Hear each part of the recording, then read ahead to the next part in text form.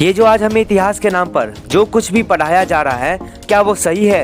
क्या हमारी इतिहास यही है कि हम गुलाम थे अंग्रेजी और मुगल हुकूमत के? क्या मैंने इस वीडियोज में जो कुछ भी बताया था क्या बस यूं ही है या फिर यही है हमारा इतिहास? क्या हमारा इतिहास यही है कि जो आज हमें पढ़ाया जा रहा है, या फिर किसी की चाल है जो हमें अपने इस सत्य से दूर करना चाहते हैं? तो ये कुछ ऐसे सवाल थे जो कि मुझे लगा कि आज की इस वीडियो में आपके साथ साझा कर ही लिया जाए। तो हमेशा की तरह आप सभी का स्वागत है हमारे चैनल पे, और शुरू करते हैं आज की पेशकश प्राचीन समय की खोज, एनालाइजिंग आवर इंडियन हिस्ट्री के एक नए टॉपिक के साथ। शेरों का खून कर ठंडा, ऐसा इतिहास पढ़ाया क्यों? मैं दोस्तों बात कर रहा हूँ हिस्ट्री बुक्स की, जो आज की स्कूल्स एवं कॉलेजेस में पढ़ाई जाती है। मैं बात कर रहा हूँ इतिहास के उन पन्नों से जहां हम भारतवासी के मूल सच्चाई को छिपाते हुए ये कहा गया है कि हम गुलाम थे अंग्रेजों और मुगलों की। तो मैं उन पन्नों से बस यही कहना चाहूंगा कि हम भारतवासी सनातनी हैं। तो ये बात है 1986 के बाद का, जब शिक्षा में कबाड़ के रूप में जो पाठ्यक्रम बने उनमें ऊपर से स्पष्ट निर्देश थे कि इतिहास में अंग्रेजों को विदेशी बताया जाए, लेकिन मुगलों को देसी राजाओं के तौर पर दर्शाया जाए। 800 वर्ष के इस्लामिक अत्याचारों पर कोई भी लेख या चैप्टर नहीं आए।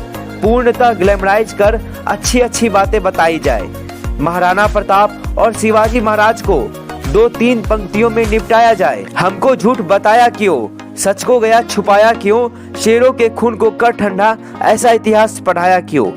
महाराणा प्रताप का 81 किलो का भाला, जो उनके शौर्य का प्रतीक, जिसे आज भी महाराणा प्रताप म्यूजियम हल्दी घाटी में संभाल कर रखा गया है। एक बात और जो आपको अचंभित कर सकती है, और वो यह है कि महाराणा प्रताप का भाला 81 किलो वजन का तो था ही, और उनके छाती का कवच 72 किलो का था। उनके भाला, कवच, ढाल और साथ में 2 तलवारों का वजन मिलाकर कुल 208 किलो का था।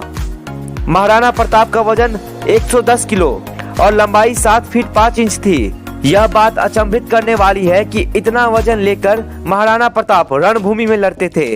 तभी तो 18 जून 1576 के हल्दी घाटी के युद्ध में अकबर को घुटने टिकवा दिए। अकबर को हराने वाला महाराणा प्रताप थे, तो फिर भी अकबर महान कैसे हुआ? यानी कि आज जो हमें इतिहास के नाम पर जो भी पढ़ाया जा रहा है कि अकबर वाज द ग्रेट, ये कहाँ तक सही है ये तो अब आप जान ही गए होंगे। पर हाँ, अशोका वाज द ग्रेट। अब बात करते हैं कि क्या यही है हमारा इतिहास कि हम गुलाम थे अंग्रेजों और मुगलों की? तो मेरी रिसर्च कहती है कि हाँ, हम गुलाम थे, पर हमने गुलामी नहीं की। जरा आप ही सोचिए कि अगर हम भारतवासियों ने अगर गुलामी की होती तो क्या आज हमारी संस्कृति हमारे संग होती? नहीं होती। रही बात की क्या यही है हमारा इतिहास, तो जी नहीं, हमारा इतिहास ये है जो समय के साथ बदल गया, और अब समय है इसकी पुनर्स्थापना की। और इसके लिए हमें आप सभी भारतवासियों का साथ चाहिए, और हमें मिल भी रहा है। तभी तो इतनी सारी ट्रस्ट, संस्थान, कमेटी, दल और अयोध्या शोध संस्थान, वृंदावन शोध संस्थान जैसी सरकारी रिसर्च सेंटर हमारे साथ है।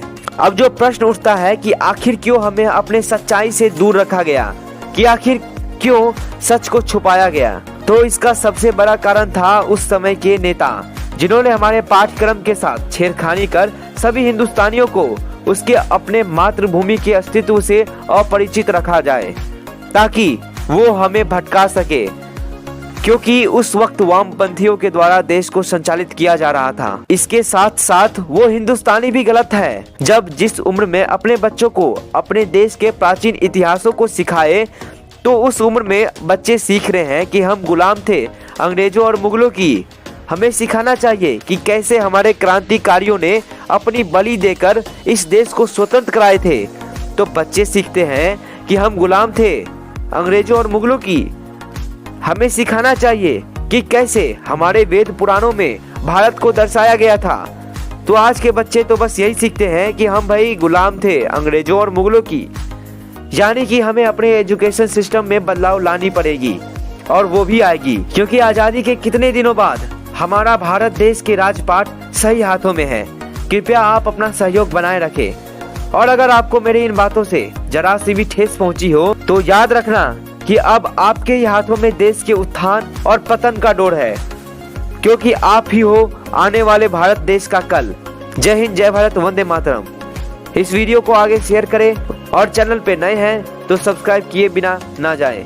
और हाँ, वीडियो को लाइक भी कर देना।